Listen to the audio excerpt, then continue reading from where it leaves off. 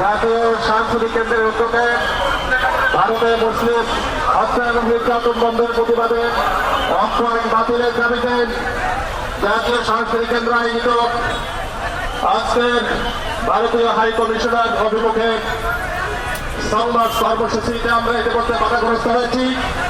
এখন দেশবাসীর উদ্দেশ্যে গুরুত্বপূর্ণ বক্তব্য রাখবেন জাতীয় সাংস্কৃতিক কেন্দ্রের সংগ্রামী সভাপতি জাগ্রত কবি আল্লামা মুহিত খান। বক্তব্য রাখছেন জাগ্রত কবি আল্লামা মুহিত খান। এই দেখার বলতে পারেন।